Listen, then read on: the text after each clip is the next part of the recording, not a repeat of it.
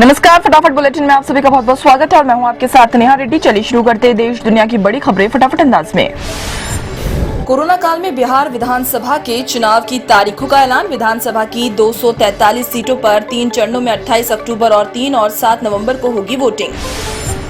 दीपावली से 4 दिन पहले 10 नवंबर को आए बिहार विधानसभा चुनाव के नतीजे। बड़ा सवाल, नीतीश की होगी वापसी या चुनाव में दिखेगा तेजस्वी का तेज। कोरोना काल में होने जा रहे पहले चुनाव में बदला चुनाव प्रचार का तरीका। वर्चुअल तरीके से होगा चुनाव प्रचार। ऑनलाइन नामांकन की भी सुविधा। डोर टू डोर चुनाव प्रचार के लिए 5 से अधिक लोगों को अनुमति नहीं। कोरोना संक्रमण से बचाव के लिए चुनाव आयोग ने जारी की गाइडलाइन। कोरोना संक्रमित मरीज भी वोटिंग के आखिरी घंटे में कर सकेंगे मतदान। सुबह 7 बजे से शाम 6 बजे तक होगा मतदान। मध्य प्रदेश में 28 सीटों पर उपचुनाव के लिए चुनाव आयोग 29 सितंबर को करेगा तारीखों का ऐलान। मुख्य चुनाव आयुक्त सुनील अरोड़ा का बयान, उपचुनाव वाले राज्यों के मुख्य सचिव से नहीं मिला था सहमति पत्र। उपचुनाव में देरी से मध्य प्रदेश में शिवराज कैबिनेट के 2 दिग्गज मंत्रियों की कुर्सी पर मंडराया खतरा। तुलसी सिलावट और गोविंद सिंह राजपूत को देना पड़ सकता है इस्तीफा। 21 अक्टूबर को पूरे हो रहे हैं 6 माह। मंत्री पद की शपथ लेने के बाद 6 महीने के भीतर जीतना होता है चुनाव।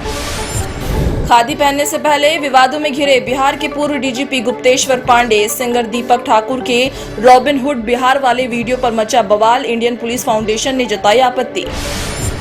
बॉलीवुड ड्रग कनेक्शन में अभिनेत्री दीपिका पादुकोण की मुश्किलें बढ़ी। ड्रग्स चैट वाले ग्रुप की एडमिन थी दीपिका। शनिवार को एनसीबी करेगी पूछताछ। ड्रग्स जांच में अभिनेत्री रकुलप्रीत सिंह से एनसीबी की पूछताछ में बड़ा खुलासा। रिया से ड्रग चैट की मानी बात। ड्रग लेने और ड्रग पैडलर से किसी भी प्रकार से संपर्क होने की बातों से किया इनकार। एनसीबी की जांच के दायरे में आ सकती है बॉलीवुड के फेमस डायरेक्टर करण जौहर की लेट नाइट पार्टियां। एनसीबी को पार्टी में कोकीन के इस्तेमाल का शक। कई बड़े एक्टर और एक्ट्रेस पर भी कस सकता है जांच का शिकंजा। ड्रग्स जांच से बॉलीवुड को खत्म करने की कोशिश। शिवसेना सांसद संजय राउत का बड़ा बयान। एनसीबी का एक्शन बॉलीवुड को बदनाम करने की साजिश। कोरोना के चलते मशहूर गीतकार एसपी बालासुब्रमण्यम का निधन। पीएम मोदी ने ट्वीट कर जताया दुख। का सांस्कृतिक दुनिया गरीब हो गई। राजनीति से लेकर बॉलीवुड में अब तक कई बड़े चेहरे कोरोना का बन चुके शिकार। केंद्रीय रेल राज्य मंत्री समेत योगी कैबिनेट के 2 मंत्रियों की हो चुकी है मौत। दुनिया में भारत में सबसे तेजी से फैल रही है कोरोना महामारी। दुनिया में सबसे अधिक एक्टिव केसों में भारत का दूसरे नंबर का देश। कोरोना के केस 58 लाख के पार। एलएसी पर चीन के साथ जारी विवाद के बीच विदेश मंत्रालय का बड़ा बयान। का एलएसी पर मौजूदा स्थिति को बदलने की कोशिश को नहीं होने देंगे कामयाब। चीन ने डोकला के पास तैनात किए परमाणु बॉम्बर और क्रूज मिसाइल।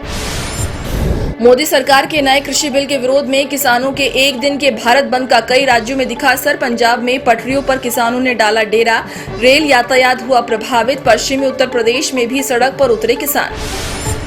गिरावट के बाद शेयर बाजार में आज कारोबारी हफ्ते के आखिरी दिन दिखाई दी तेजी। सेंसेक्स में 835 अंकों की बढ़त। निफ्टी भी 244 अंक चढ़ा।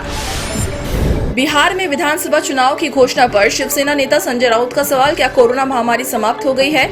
सुशांत मामले में मोदी सरकार पर साधा निशाना।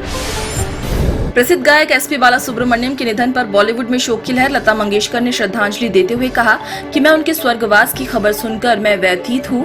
हमने कई गाने साथ गाए। सलमान ने कहा, बालासुब्रमण्यम सर के बारे में सुनकर दिल टूट गया। आईपीएल में विराट कोहली के खराब प्रदर्शन पर सुनील गावस्कर ने कहा, विराट ने लॉकडाउन में तो अनुष्का की गेंदों की प्रैक्टिस की है।